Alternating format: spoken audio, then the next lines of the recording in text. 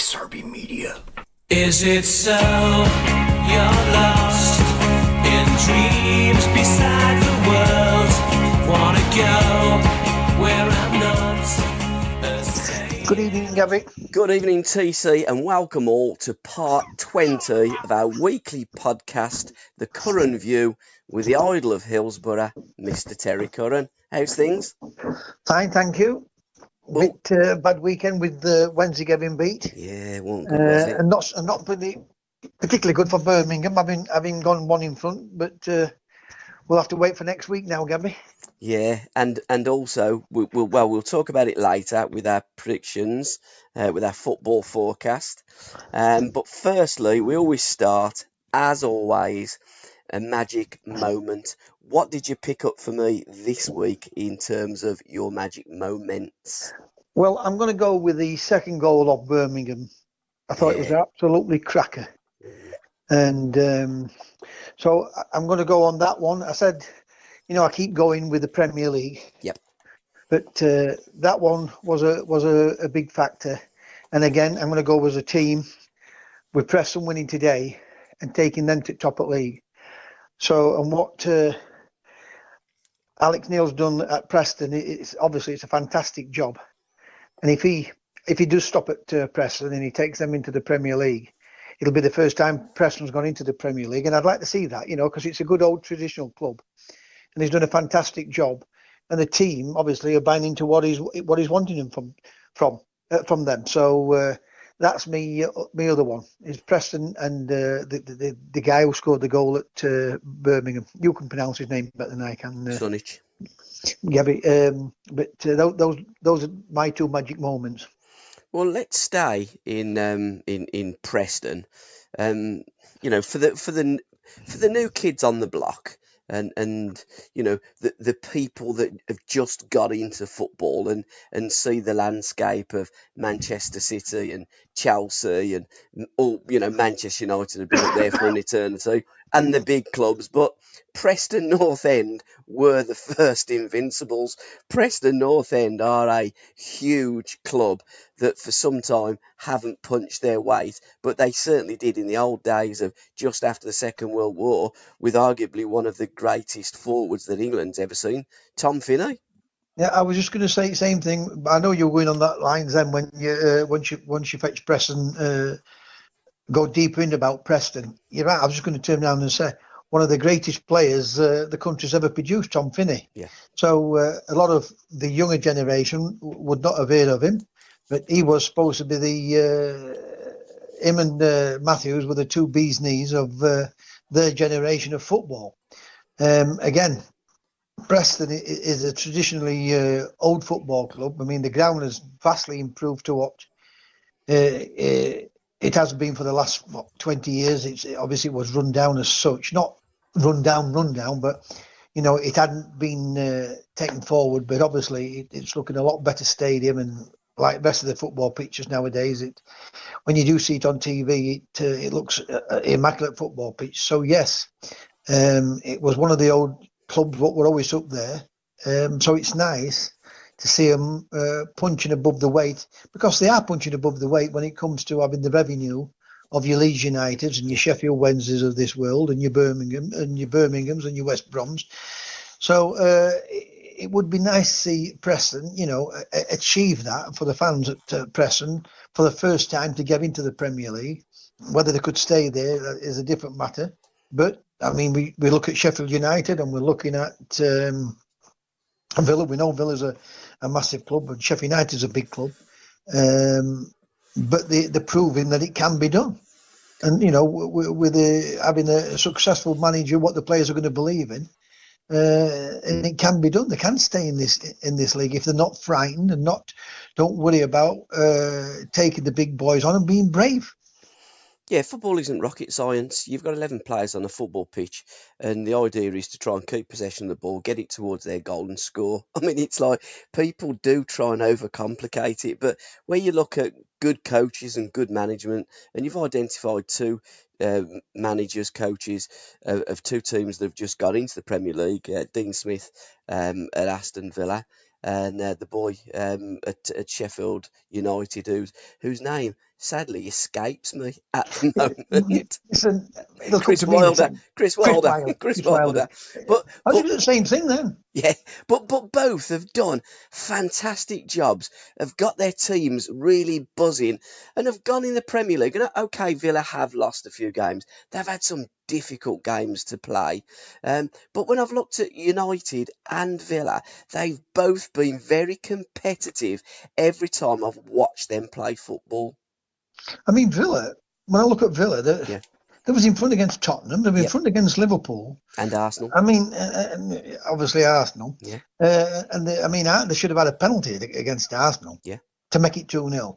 So they have been competitive, but they've gone and they've been brave. They've got managers what are not fearful. I mean, when you look at Chris Wilder, he talks with a meaning and he expresses himself with, when I say fear, not fear for his players, but fear with the other teams. He's telling them, we're not going to be fearful of you. You're going to be fearful of us. And they have shown a resilience and not only that, they've shown that they can play football, and Wilder has had success at every club he's been at. Yeah.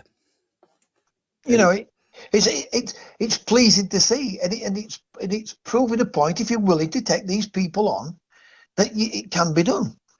Yeah, and currently sitting 6th in the Premier League. I mean, United, the Blade supporters, they must think they've died and gone to heaven when they look at that Premier League table, and sitting up there in the top 6 is just a fantastic achievement. My 2 magic moments this week, and talking to you and talking to all former pros, my attitudes and the way I look at the game have changed dramatically. So my first magic moment is a point that I've picked up from you, and I guess you picked it up from Brian Clough, the importance of a goalkeeper. And it was that save that Kepa made yesterday. Brilliant. At Watford. And it wasn't it? It was an absolutely fantastic save. Well, almost the last touch of the game. Yeah, but on top of that, who headed the ball? Do you know who headed it? To be fair, I can't remember who headed it. Watford's goalkeeper. Oh, was it Ben Foster that headed it? Because he did go and congratulate him. Yeah, I was kind of half watching it. Absolutely fantastic. Yeah.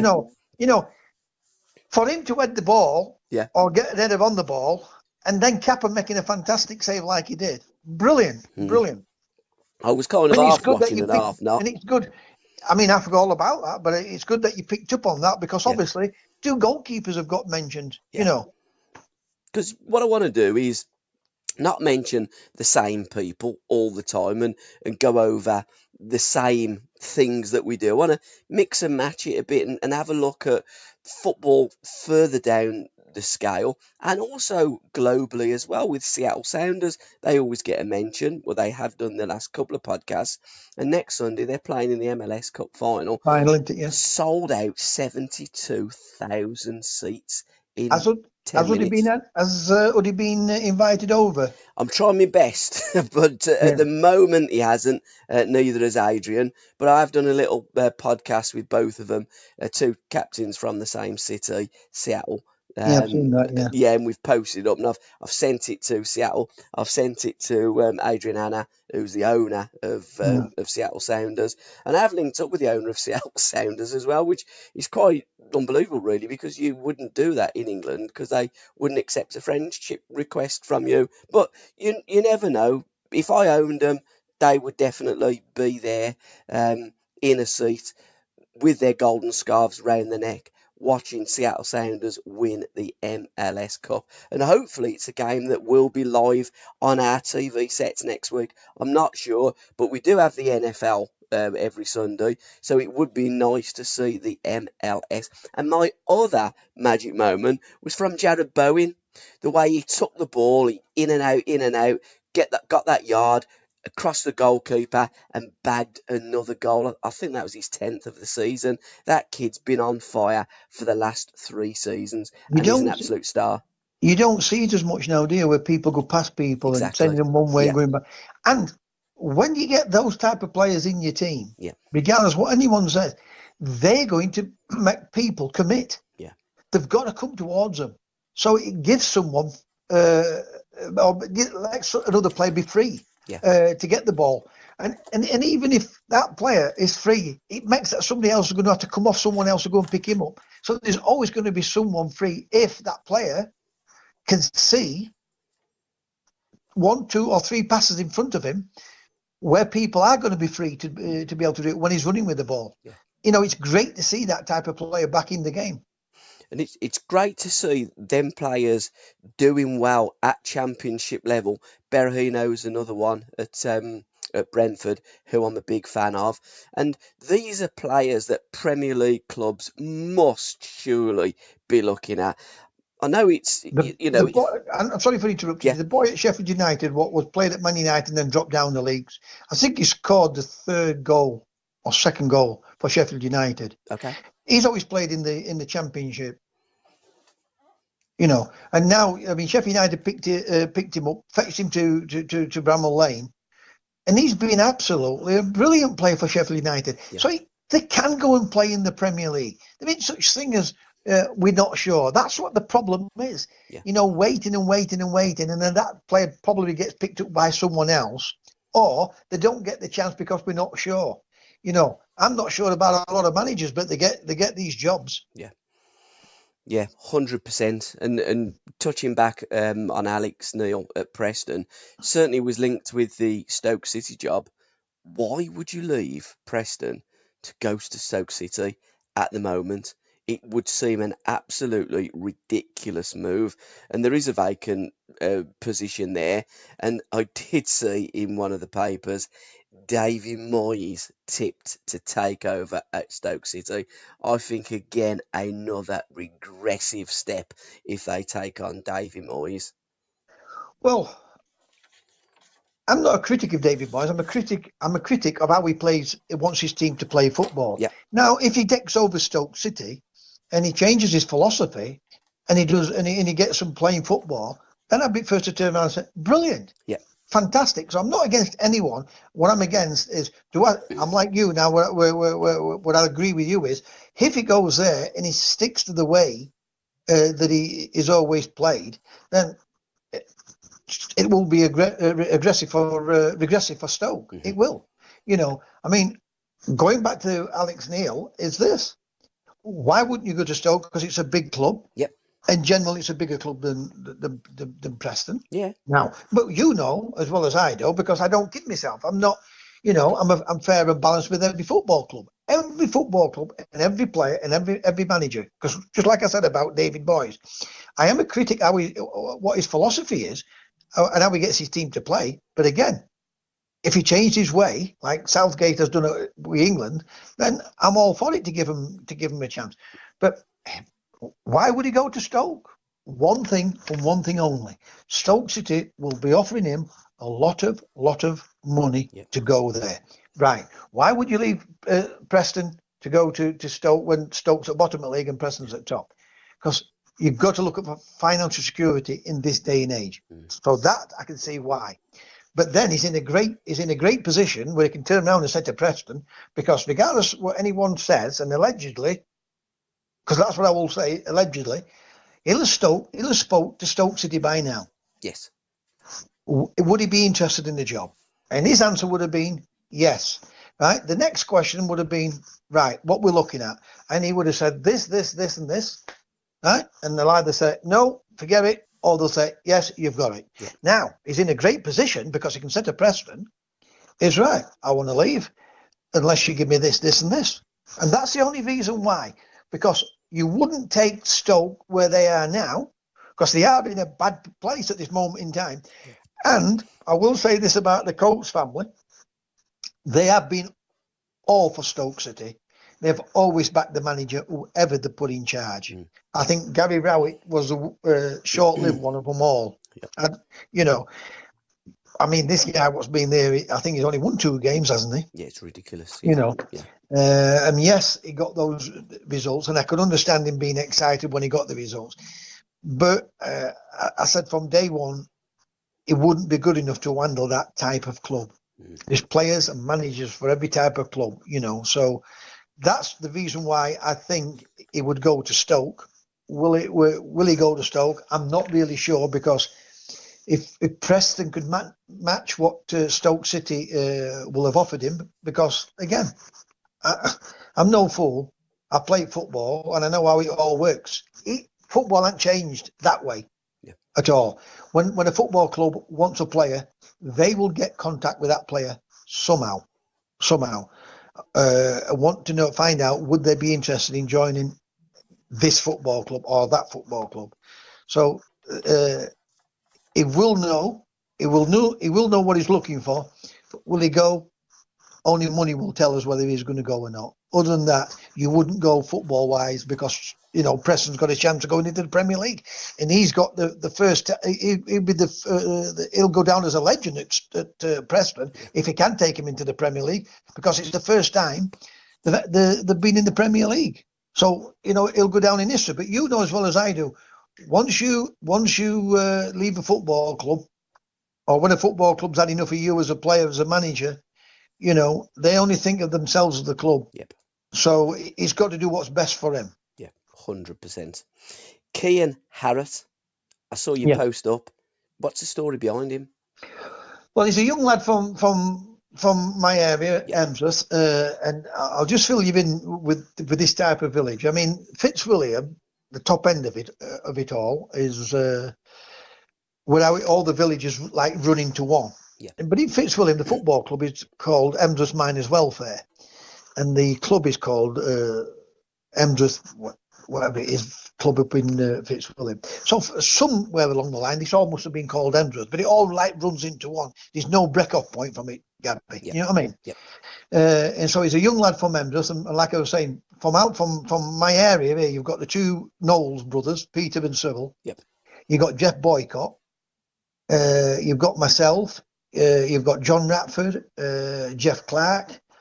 A bit further down, Eric Probert, and then you've got people like Andy Allsworth in the latter years, Dean Barrick, Sam Collins, Sam's brother. It's a traditional football piece, this area. It produces some football, not only just football, cricket, rugby. It's a sporting area, and it must be really strong water, because they are producing good quality sportsmen. But young Kieran, about 2 seasons ago, I took Jock into the gym up Emsworth, doing a bit of work with him, and I could see he got a Huddersfield football kit on. But I do know his dad, but I didn't know him, because obviously I've only been back in this area for about 6 years now, and I said to him, "Do you want to come and join me in Jock?" And he said, "Yeah, if you don't mind." And I mean, we just got talking and doing a bit of work in gym. And I said, "We're going into the field to do a bit of work." So, yeah. He said, "Do you mind, Terry?" I said, No, come in. We'll do a bit with Jock. It's good for Jock as well as it's good for you, because you can push each other. And he would tell him he'd been released by Barnsley. And he said, Barnsley played him in defence. And he said, "Not that I hated it, Terry. It's just that it's not my position. And they wanted me, they thought I was a defender. And I'm a striker, and I will score goals." And I think he's been there 2 seasons now, or season and a half, and he's got over 30 goals with the under 23s. And he's just 17, 18, and he's been playing in the under 23s at Huddersfield. And I know they think highly of him. And obviously he was on the bench on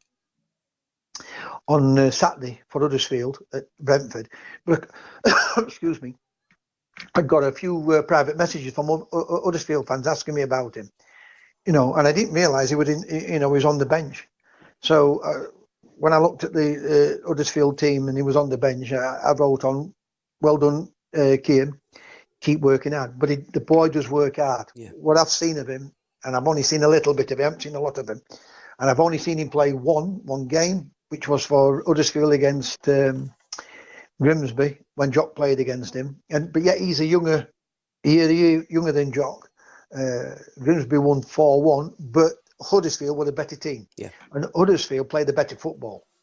It's just that the Jock's age group was a year older than, when I say a year, there might have been some at 16 and 15 in that under 18s team at Huddersfield. So they're entitled to be stronger with Jock's team. But he scored a goal. And it was a great goal.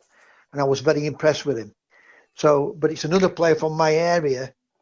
What's, looks like going to be a good player. So that's why I put it on. And he's such a nice lad. And you can see he wants to listen. He wants to learn. And he wants to work hard. So it's a name to watch out for. It's a name to watch out for. We will certainly be watching out, and we will certainly be following the young man. Jock, did he play the weekend? No, I was going to say to you, they've had another marvellous weekend. The game got cancelled. So they've had 2 great results these last 2 weeks. Unbeaten.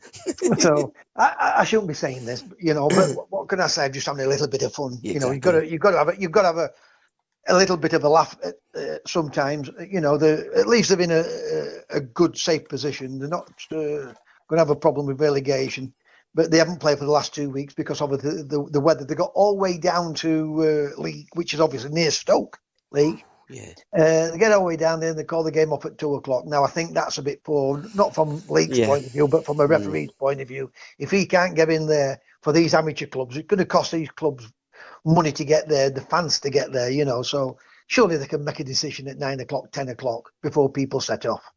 There was another one as well, Grimsby. They were playing against, Plymouth, wasn't Plymouth. they? And that was They've called got off down there. late, yeah? Yeah, but according to form, well, not according to form, there's some part of the stand blown off, haven't? So I could imagine that reason why that's been cancelled. You can't. I mean, it could be dangerous because they still got a bit of gale force winds down there. So I mean, I would imagine that shouldn't be played and it couldn't be played. Looking back, we're going to revisit a Super Focus article that you did in 79-80 season. Favourite paper was The Sun, and it was The Sun because of what? Page 3. Correct. Who was your favourite page 3 girl back in those days? Oh, you've just taken the name off my head. Sam Fox? No, not Maria Whittaker? No, Sam Fox was at the time as the dark-haired girl. There was Linda Lusardi. Yeah. He was my favourite one, yeah. He was my favourite one. Player for the future. Can you remember who you identified as your player for the future back in 79-80? No, go on. Kevin Taylor. Ticker Taylor. What a letdown for himself. I don't mean that in a nasty way. Yeah.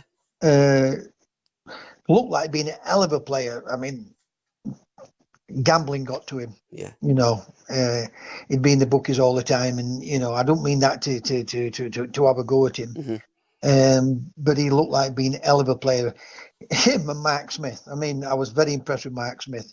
He'd be a great player today, Mark Smith, because of the way how they play out from the back. But Ticker, Kevin Taylor, good player, great engine on him, good feet, got goals. But we all have bad addictions, and if when I say can't control them, it's not that controlling his betting, but he thought being in the bookies was more important than training, and that's the thing what let Kev down. But that's not being critical of him. It's just that for the player with got of ability, if he'd have put his mind to it a bit more, he's one of them what liked playing football, and he loved to be a footballer. But I think more important to him was being in the betting shop than training. It was a good training when he was training, but what I'm trying to say is when as a young kid, to keep improving yourself, you've got to stay behind and work hard and do X, and that's what I keep telling Jock. So I keep telling Jock, because Jock needs to fill out. And yes, he will fill out, but don't forget he's at Grimsby. He ain't at Sheffield Wednesday, where they can send him out on loan to a team like Grimsby, and they've got all the facilities at the top clubs for him to go in that gym and do extra work. So, but it's down to you as a player to do it. Yeah. Not sometimes you've got to forget the club. I don't mean forget the club as such, but say, look, I want to get in this team. I want to work hard. I want to prove to me. I want to prove to you that I can do it. So it's down to you. And I think that's what let Kev down. Personal responsibility. Most admired sports person. There was 2. Can you remember? Most admired sport. Obviously, got to be George Best. No, it wasn't. I'm guessing it wasn't a football. because you'd already Tennis. identified, identified George Best as, you know, your Tennis? hero and everything. Yeah, it was a tennis player. Do you know why? Because I was brilliant at tennis, me, you know. Okay, go on then. I was brilliant at tennis. It would be then Ilina Stars. Yes, Then. it would be. Yeah. Mm, Your kind of player as well, wasn't yeah. it? And the snooker player was Alex Higgins. I'm guessing he was a, Fucking you know. hell. Well, that's bored again there. All right, listen, you know, in 1982, Yeah. all right, 82 when Alex won the World Championship. Yeah. Remember when his wife fetched the baby on? No, I can't remember that. Right. Right. I'm in Josephine's in Sheffield. Yeah. I gets introduced to Alex Higgins. You know, he was football mad, and somebody said to me, Alex Higgins wants to meet you. You know, so and so. So we finished up having a few drinks, and he invited me to go watch him play. This is another true story. There. Yeah. So we stay in the Grosvenor in Sheffield. Right, it's an L-shaped room. There's every tablet you could ever think of on this room. There's bottles, when I say bottles of beer all over, empty bottles of beer all over the room. Yeah. He's a bag of nerves. It was unreal, and I mean unreal. Anyway, we goes down to the Crucible, right?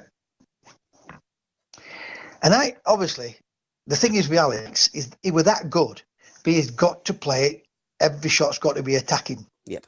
Every shot had to be. There's got to be times when you've got to play safe. And I was always nervous watching Alex because I always wanted him to win. Mm. Anyway, we've gone, and I liked him. We've gone down, and I'm backing Alex to win the title this year, and he has £5,000 on Steve Davis, right, to win it. Not this game. I'm talking about the championship. Yeah. All right. So I finish up back in Steve Davis. Who win the championship? Alex Higgins. Unbelievable. But what a kid he is. He was. A lovely. And he's another one would do out for anyone. And I finished up going over to Manchester. We watched a Manchester City game. But you wouldn't want to go out too many nights with him, Gabby, because, you know, you'd have to be a good drinker, because if you put him, Oliver Reed, and George Best together, you know, and I put Howard Kendall in with them three, them four together would go a week, I think, without going to bed and just drink, you know, because they could drink. I've never met Oliver Reed, but obviously I met Best a few times, Howard, and obviously I spent a few days with Alex, but great guy, great snooker player, but bag of nerves, honestly, twitches and everything. Yeah. Unbelievable he was. That's a true story. He had £5,000 him on Steve Davis to win the championship. Unbelievable. Most memorable match would have been 1970. Well, got to be. It was a 1976 game. This was that you'd identified in your Super Focus. Well, then Fulham. Yes. Was it? Yeah, Fulham. Forest against Fulham. Yeah, but that's why, because George Best had signed for Fulham that day. Yeah. And I scored my best goal ever. Yeah. What I thought was the best goal I scored in my footballing career was against Fulham. I beat 2 or 3 players and then clipped the ball right into the top corner. Obviously, it's gone in. And I turned towards the director's box because I knew Best was in there, and I just stood facing the director's box, put my hand up in air. But when the goal went in, even some of the opposition fans will stand up and applaud it. Yeah. You know, and you could see them all up in director's box standing up and clapping it, because it was that type of goal. It was a goal, you know, you think, wow, one of those, one that takes the breath away. Yeah. And after the game, I'm in the players' lounge and Best comes in, you know, and he said to me, "Pleased to meet you, blah, blah, blah." He said, "You are one of the best players I've seen." So, and then, if you've seen on my wall sometimes where I put on where it says Best joins for Curran's fan club, you know, he must have wrote something in the paper, and obviously I didn't keep it because I didn't see it. It was only when my mum and dad died that I got these paper clippings. I've not put on for a while, but I'll put some on again. And when I was looking through them all, I saw it. So yes, that's that was a memorable moment for me, that, because he was my idol as a young boy. Person that you would have most liked to meet back then, 79, 80. It was it. Oh, I'm gonna be. Give me initial. CL. It was a bird. Oh, Cheryl Lad. Yeah. Cheryl. Charlie's Angels. Yeah. What a great you see, series that was as well. Yeah, brilliant. But you see, even that. Now you're going down to that, because that got on the favourite team of Man United. Man United's not my favourite team. I've always been a Sheffield Wednesday fan. I was a George Best fan. Yep, exactly. Jim McCalliog is my favourite Sheffield Wednesday player of all time. Yep. You know, Peter Knowles is as good as any player I've ever seen in my life. Mm-hmm. But George Best, because I always mention George Best. Like I said, my name's not Terry, it's Teddy. Yep. And the papers would say, kept calling me Terry. But other people kept calling me Terry, the coaches. You know, and because I was a George Best, well, my idol, they always said I was a Man United fan. No, I'm a Sheffield Wednesday fan. Yeah. So, but Cheryl Lad, yes, she was the I'd like to meet. I'm 64, so she must be round about my I'd like to meet her. Favourite holiday resort, is it still? No, then. Favourite, Marbella. Exactly, yeah. Marbella. And is it still Marbella? Yes, still. You know, I've been to them all, Ibiza, I've been to all the great places, but Marbella was some great times there with Southampton and Bawley, and went with one or two other football players on good holidays, you know, out of season holidays, you know, so great place. Still love it, yeah. And while we're in Spain, somebody had posted up the game where Kenny Hibbett scored the winning goal for Wolves against Bolton that ultimately promoted Nottingham Forest. And you said, yes, I was on the plane when it was announced by the captain that Forest were in the First Division. What was it like when you was on that plane and the captain announced it? Well, we didn't know. No, we didn't know the score, and we were waiting for that. We were waiting for the result. You know, the gaffer Cluffy said to us, boss said to us, the captain will announce it once they've heard the result, and he announced it over that because we were going to Torremolinos. Yeah, we used to go there a lot and all with Nottingham Forest, and we were on the plane. The captain announced that. Kenny Hibbett, you're right, Kenny Hibbett. Because he didn't hate me. Said the 1-1-0. So Nottingham, I want to congratulate Brian Clough and the Nottingham Forest players of getting promoted into the First Division. And then the gaffer bought us all a drink, and we celebrated on the plane. And we had a great 5 days out, 10 days out there in Torremolinos. We never stopped partying, to be honest. Because your season must have finished, and Bolton and Wolves had still got that game to play. I think Bolton had a good run. I'm not sure if they had a good run in the cup games and all. Yeah, because they was a very, very good team. I mean, there was Sam Allardyce playing with them, Peter Reid, Mickey Walsh, Len Cantello, good player, Paul Jones. What a player he was! If he wouldn't have had injuries, you talk about playing out from the back. He should have played at with no respect to Bolton because they are a decent sized club. But Paul Jones, if it weren't for his bad knees, he should have been a Liverpool, Man United type of player. Yeah. You know, Alan Gowling, Tony Dunn. Did he play for Manchester United before? He did, yes, didn't he? Yeah. He was another one wrote about me saying that with the hardest game. The hardest player we played against him, Tony. I'll find that out. Yeah. Goalkeeper, Jim McDonough. Yes. Jim McDonough, goalkeeper. Yeah. Phil Thompson, the ex-Liverpool player. Yeah. Phil Thompson. Peter Thompson. Peter Thompson. You know, they were a good team. Very, very good team. And to be honest, Bolton, I think they're managed by Ian Greaves, the late Ian Greaves. Yeah. Great footballing team. They were the better team. They were the best team in that league. If I'm honest, at Bolton, they must have been really, really disappointed of not getting promoted. But yes, the captain announced it. That Nottingham Forest Wolves had beat Bolton 1-0, and that Nottingham Forest had been promoted to the old First Division. So yeah, you're coming up with some classics here for me, making me think, aren't you? Well, we like to do things a little bit different as well. Regrets of a Football Maverick is an absolutely fantastic book. It's your autobiography. And in there was a little piece about the night the Ripper was caught. There's a story behind that as well, isn't there? Is this for the radio? Should we leave that No, for another time? No, we'll talk about it. And listen, now you've asked me. When I tell people, these are true. I know they are. Anyway, we're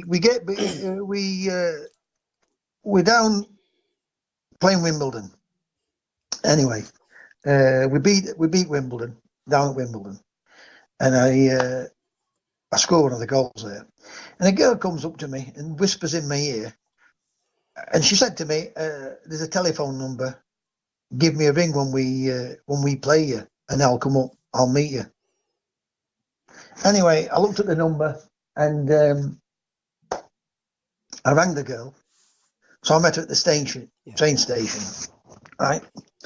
So when I met her at the train station, she got a fur coat on and picked her up, took her to the hotel I booked in at the Rutland Hotel in Sheffield. So we go into the room. She's got a couple of bottles of champagne there, and all she's got on is suspenders and everything under the coat. Unbelievable. So goes for a meal, and then we have a bit of a good time. About 12 o'clock at night, maybe round about that time, it was a bang, bang, bang on the door. And when I say a bang, I thought somebody were trying to break in where they were banging us, you know. So I goes to gets out of the bath, because I'm in the bath, or we are in the bath. Gets out of the bath and I goes to the door. I've got the towel around me. Downstairs now, everybody downstairs. Obviously with a policeman. Yeah. So when we get changed, we get downstairs. We all like to go into to car park at the hotel. But I knew one or two of the policemen, because they used to be on match day, you know. And I said to him, "What's going off?" And he said, "Look, don't be saying no to." But I'm frightened to death, me, because I'm thinking to myself, I shouldn't be here, right? And you're not going to believe this, Gabby, because I didn't put this in book, but 2 weeks prior to that, I'm in Coles in Sheffield with a different girl. Yeah. And who's in there is Jack Charlton. And his face went white, because I was married at the time. And Jack's face went white because he's with his wife, Pat, and he thinks, and Pat knew the wife. And so you can see Jack's thinking, what do I hear? The following week, I'm in Coles again. I'm in with somebody else. And who's in there is Jack again with his wife, Pat. You know? So I'm thinking to myself, I'm in trouble here. If Jack finds out I'm out before the game, you know, night before the game. Yeah. We're not out. I'm out in a hotel. You know. So, and I'd only had a couple of glasses of champagne. I didn't get pissed because I'm not a drinker. I mean, she'd had a few drinks, the girl I was with. So anyway, we finds out. He says to me, he said, "Look, we think it's the Yourshire Ripper we've got." I said, "You're joking?" He says, "Yeah." And the only reason why, because obviously he'd thrown the hammer over the wall. He said he wanted to go for a wee, because a couple were telling me, and that's why they not came back, but they came back to look for the hammer, but he got false number plates on and everything else on the car, and he give him some false information, and that's where they double checked it. And then when they found the hammer, then they realised. I thought, well, this may be the Yourshire Ripper. Anyway, next day I'm thinking, I hope Jack doesn't say anything to me. So goes down, has my meal, everything else. She stays up in the room. Goes back, because I've gone down in my tracksuit, goes back, gets changed, gets a shower, gets changed, goes to the ground. We're playing Wimbledon. We beat them 3-1. I scored 2 goals, and they were absolutely animals. Wimbledon, they were dirty. And turns out one of the players gave me some stick and trying to kick me in, you know. And I kept saying to him, "By your missus were nice last night," and he kept saying to me, "You wish you were," you know. But that's another true story. The lad that was kicking you, was it his missus? You don't have to name that, okay? Yes. No names. We don't name names. But, yeah. But I would never go with anybody who played with my team. and I listened to it a few times. That could have happened to me. Yeah. But I wouldn't do that. Yeah. I would never like that with anyone close to me. You know, I mean, that was my problem. I'd like to go to races and I like to bird, and I weren't a drinker, but that was one of my letdowns. That really. The big game, the match of the day next weekend, next Super Sunday, Liverpool versus Manchester City. We've got to talk a little bit about that. How do you see that game going? Whew. Well, I don't think Liverpool are playing particularly well, but they're hard to beat. I mean, when I looked at the Sheffield United game, Sheffield United should have got a draw. Yeah.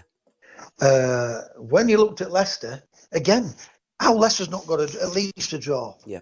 So that's 4 points they've got. And on Saturday, I mean, they scored a good goal, which the VAR disallowed, which is unbelievable, you know. But with it not being given and then they getting 2 late goals, the winning games, and that's a sign of a good team when they're not playing exceptionally well. Whenever a team and players like Liverpool's got. Then you look at Manchester City, and they've lost 2 games this season against teams that you wouldn't have expected them to get beat by. And then on Saturday, they've done well. I think every player, the goal they've scored, Southampton, I don't know how they've scored it, because that must have been the only time they've come out of their own half. Yeah. Now, and then I listen to all pundits turning around and saying, you know, Manchester City's finding this. I don't give a damn who you are.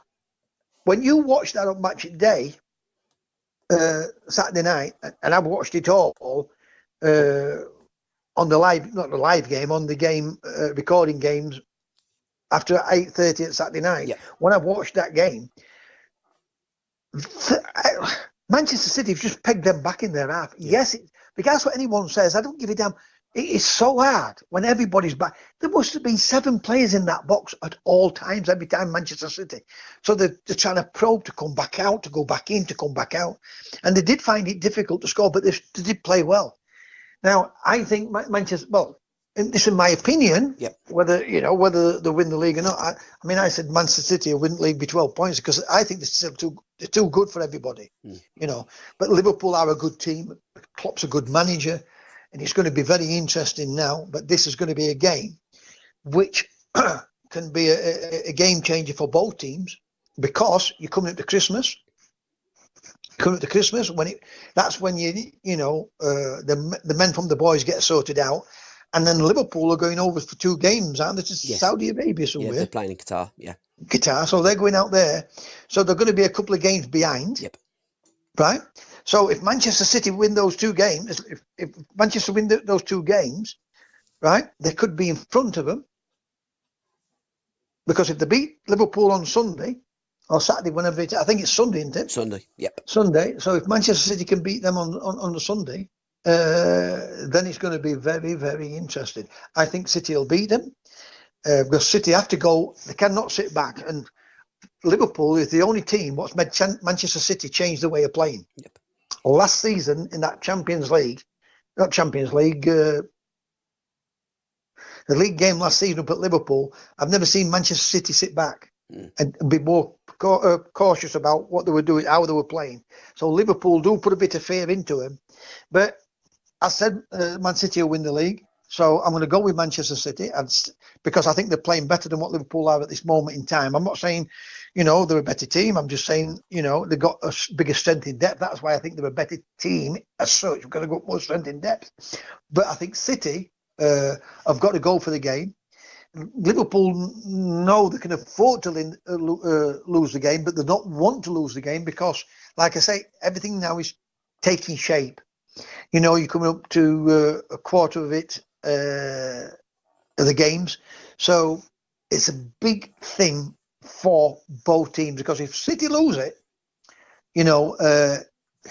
9 points can be a big gap to pull back. But they did it last year with 12 games. They had 8 points behind with 12 games to go, and they did it.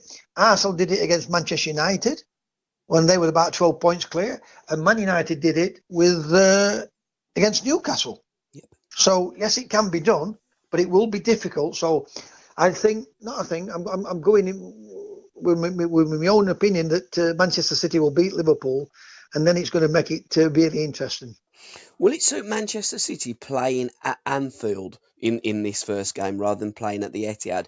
My way of thinking is Liverpool have got to come out because they are playing at home, and I think that for me, Manchester City are the better football team. I think they've got the better midfield. I think in De Bruyne and Silva, I think they've got two magicians in the middle of the park there, and I think that personally, in my opinion, I think they'll go away and I think they'll smash Liverpool.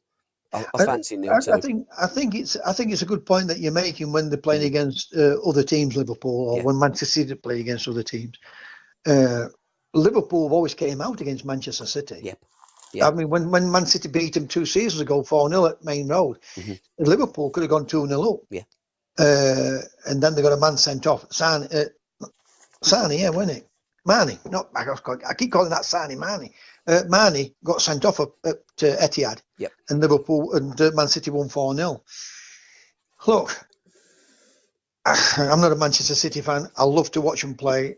I love to listen to Guardiola talk. I love the way how Guardiola is. Yes, he spends billions of pounds, but he hasn't spent £100 million on players. You know, £65 million is the most he's played for a player compared to what Liverpool's paid for the player. So I think Liverpool will come out because they'll try and, put the pressure on City, knowing that if they beat City, the 9 points clear. And yes, it can be difficult, but the biggest problem Liverpool's going to have, even if they win this game, is that they're going to go away and they're going to be missing a couple of games. Yep. And that will take it out of them. That will take it out of them because they're going to be in sunshine.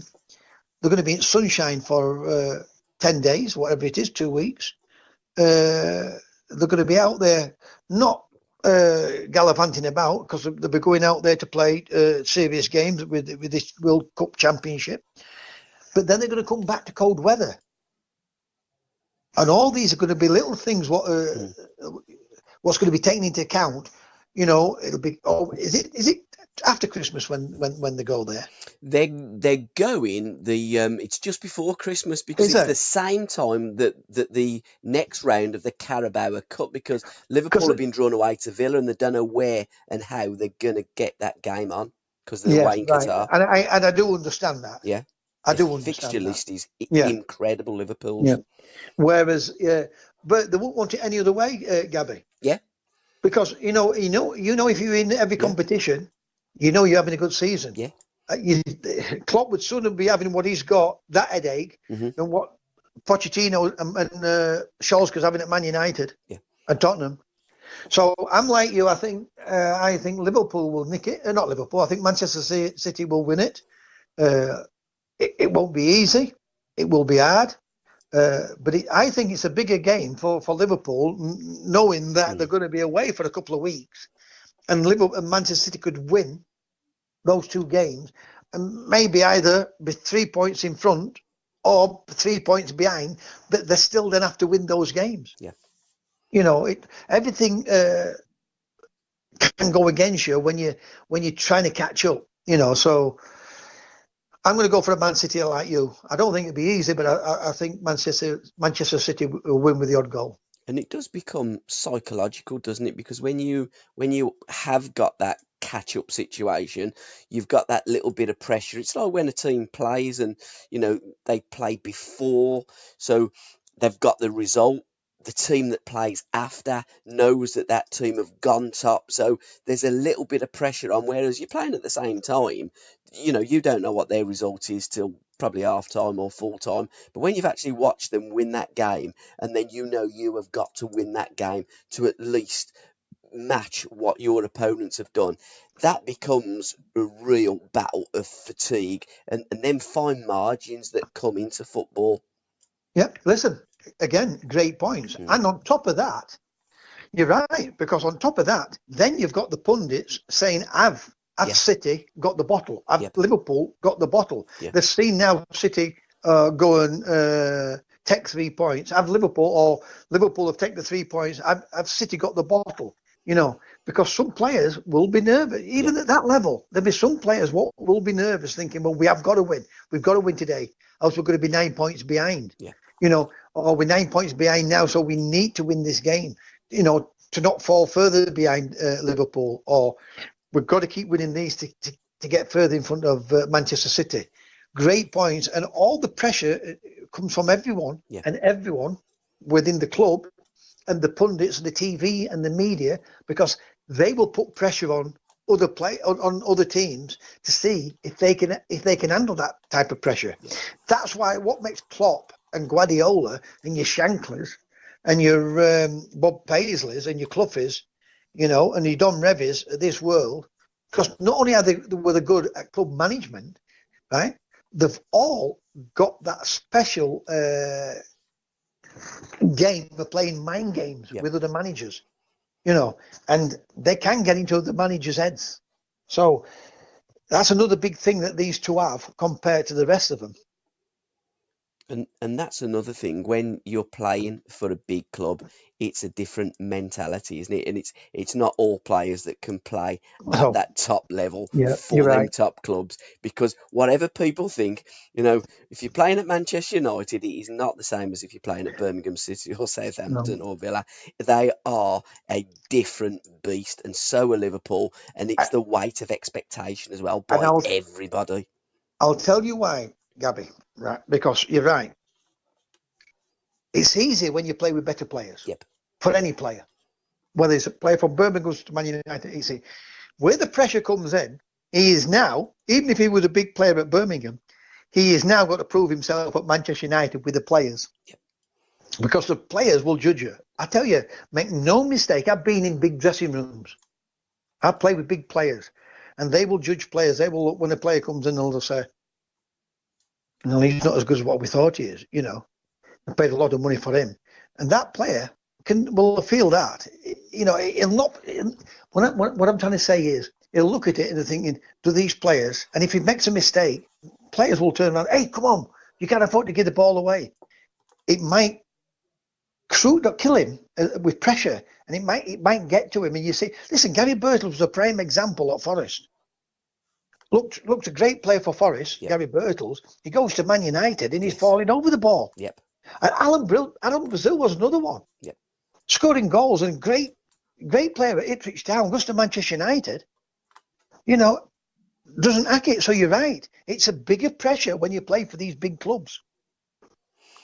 Jack Grealish, big player, I'm guessing, and you know, we don't know. We're only second guessing what Gareth Southgate's doing, because he does name the England squad next weekend after the next round of fixtures.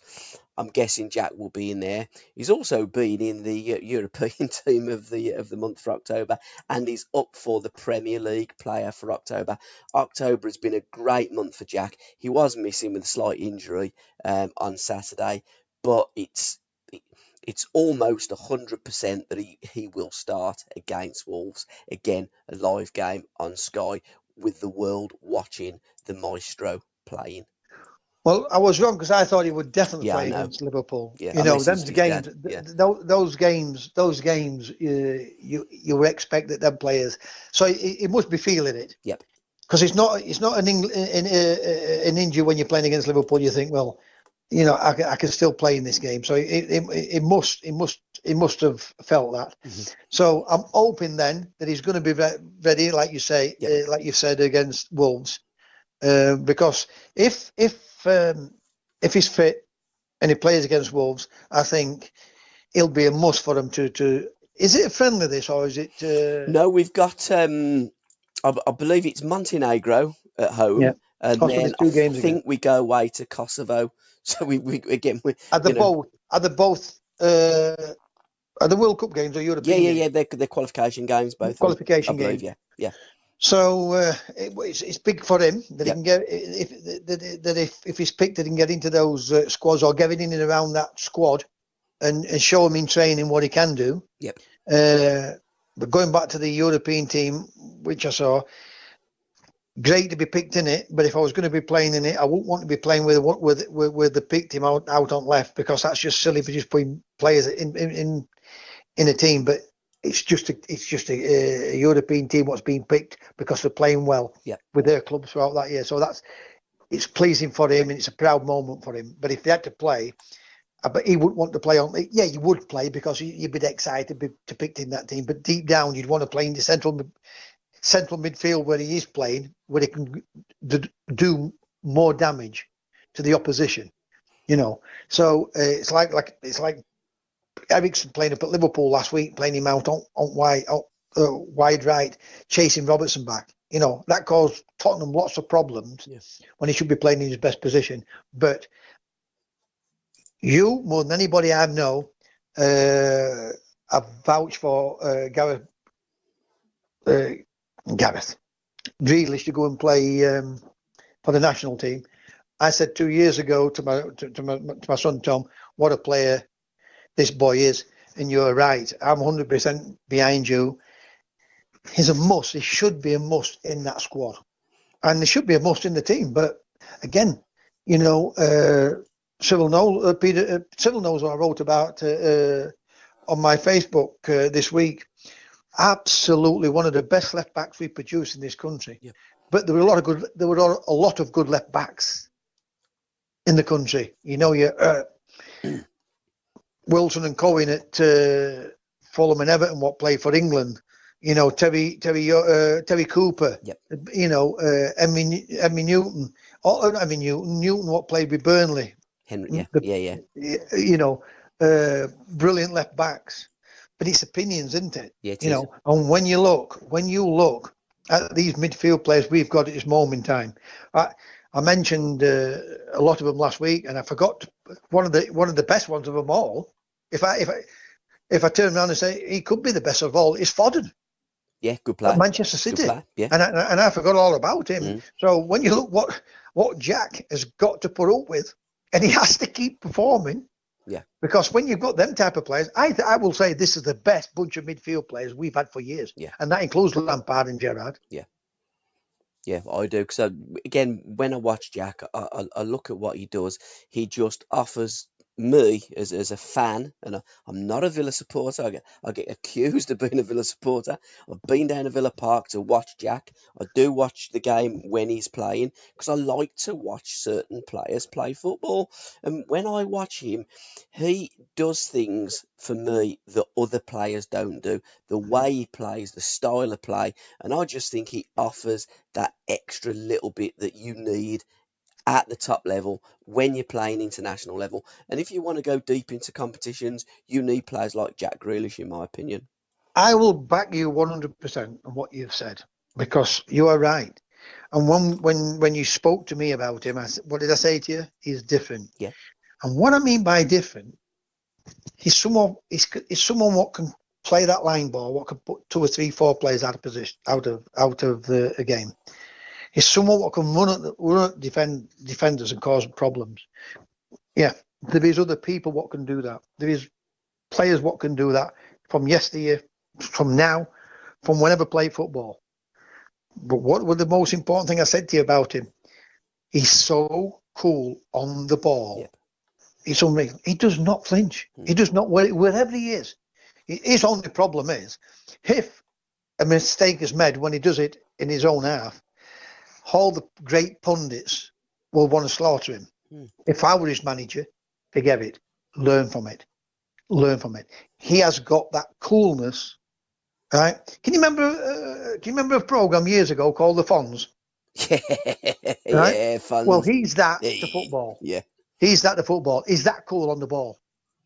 You can't buy that, Gabby. Yeah. I can't teach that. If I thought I was best coach in the world, Guardiola can't teach that. Yeah. None of them. Klopp, none of them can teach what that he's got. Yep. He does not sweat. He does not panic. He does not worry. The kid has got everything to be a footballer. And my words, and no respect to Villa, because they're a good team and they've got some very, very good players. Yeah. But you know, if we're playing at Manchester City and Liverpool. Oh yeah. And playing at Liverpool and playing for England with those great players around him. Yep. People will be turning around and saying, you know, what a player he is. Yeah. Listen, he's already that player. You've got, as a manager, and when you're trying to sign players, you've got to look beyond it and say, yes, not maybe can play for us. Maybe, you know, I'm not sure. You've got to look beyond that and say, look, I'm taking him because he can do it. And that's what lets a lot of these managers down when you see these types of players. Prime example is Ozil at Arsenal. I don't give it what Klopp said to me, because I don't worry about what they say to me. I don't worry what Guardiola says to me. Ozil would be in that team. It's not Ozil's fault what they getting beat because they keep making mistakes and they can't defend. What they've got to do is get people round him to get him the ball, and for other people to do the work rate, because he's the one what's going to do that. Jack does work harder. Jack does work harder than that, right? But you get round Jack Grealish and let him get on with his game, and you support him in case, right? And when I say in case, because you've got to think as a player that Jack's going to lose it. Yep. Even though I know he'll go past people, but I've got to say to myself, Jack's going to lose this. And what I mean by that, if he does lose it, I'm there for him. Yep. But I know in my own mind, he'll do it. Go on, Jack. Because I'll be saying, go on, Jack. Don't worry about it. I'll cover you. Keep going, Jack. Go on. But I know in my own mind, I've got to be ready. Because if he does lose it, we're both out of game. Do you know what I mean? Yep. 100%. So he's a player what's got to be a must. And I hope he is. But the more we go on about it, the more people say, oh, you know, because I know what people are like. You know, Tell me about it. I'm like you.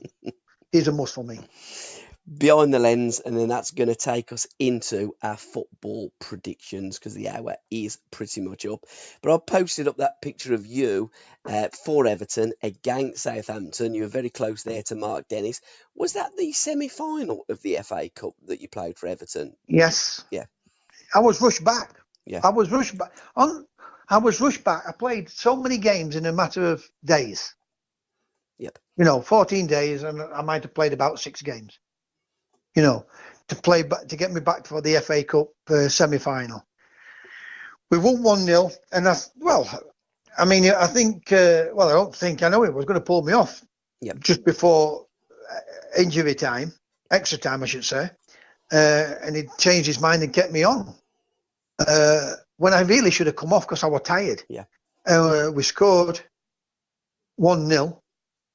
Or before it would have gone into injury time. It didn't go into. I think we scored late on, didn't we? We didn't go into extra time. We won 1-0. Inchi scored the goal. Yeah, did you? But near the death, he was going to pull me off, and he kept me on, and we finished up winning 1-0. Right. Then I played either on the Monday or the Tuesday at Norwich in a league game, and I pulled my hamstring. So I was out for the rest of the season, and they went and won the FA Cup that year. That's how I missed out on the FA Cup. So, who knows what would have happened? Again, fine margins, TC. And it leads us nicely into our first prediction of this week. 2 of your former clubs. But how did we finish up this? Yes. It was 3-3. We both got 3 right. Yeah, because I went for Liverpool at Villa. You went Villa to beat Liverpool. I went for Everton to beat Spurs, and you went for a 1-1 draw, which it was. And then the games involving Luton and Forest, we both went the same way. Leeds and QPR, we both went the same way. The shock of the Fulham. Yeah, it was Fulham and all. Neither of us predicted that. And they let me down on Coulpen then. Yeah, it was I was up on incredible. Coulpen in them. That was a mad result. And then, of course, Sheffield got beat to Blackburn. So it was all equal this week. So it's still 7-5. But I'm gonna let you pick the music for this week. So, But we're going to start off first, Southampton versus Everton. How do you see that game going? 2 of my old clubs. Yep.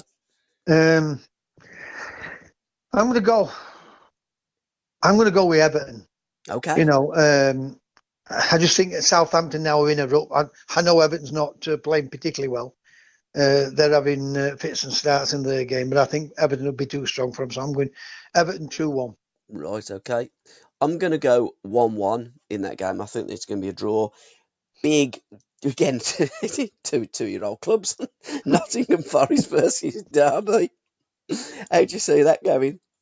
Forest 2-0. Yeah, Forest 2-0. He's got them playing. Listen, he's got them playing really, really well. Really well. I'm going to go 3-1 Forest because, again, I think Forest will be too strong. Birmingham City versus Fulham. Birmingham. Yeah, I fancy. 1-0. Yeah, I fancy Birmingham. I'm going to go Blues 2-1 because I think Fulham are such an unpredictable side. I think the best footballing team in the Championship, but they just haven't got the game together. Well,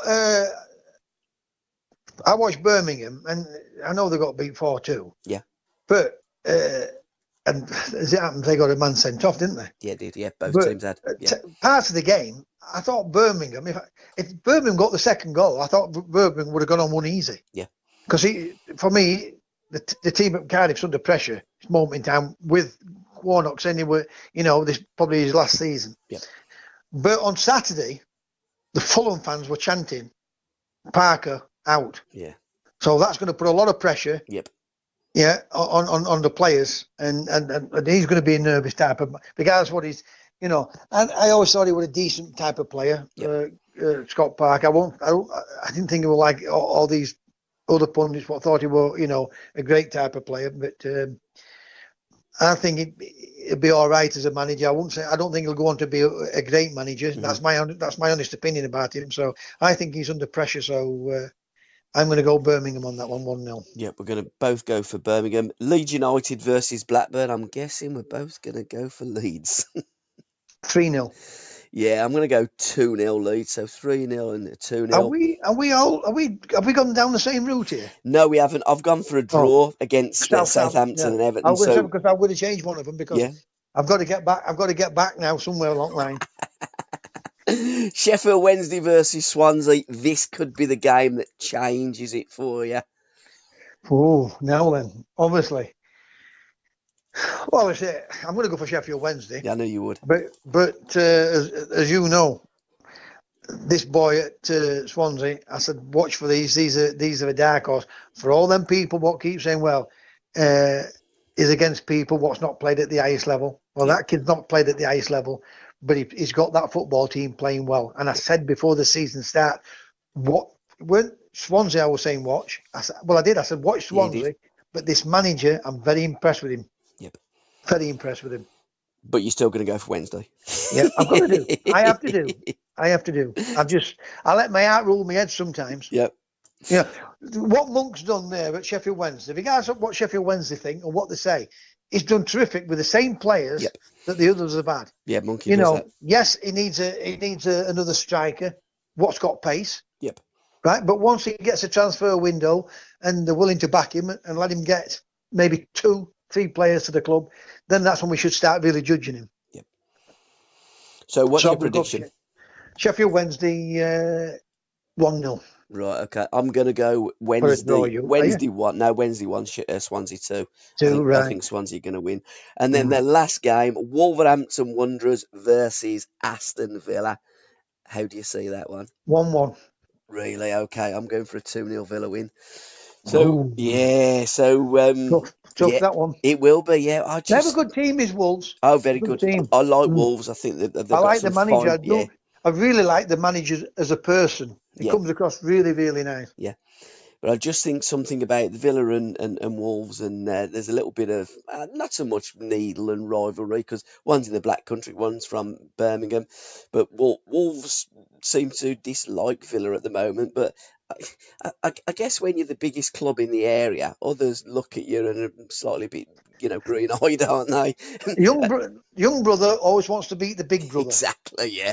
And I think Villa do carry a little bit of that with them, but I do think big brother's going to beat little brother, and I think Villa will. A nice brace from Jack Grealish would be fantastic, I think. Brilliant. Anyhow, and that will help him with getting to the squad. Oh, absolutely. Absolutely. Well, we have come to the end of the podcast.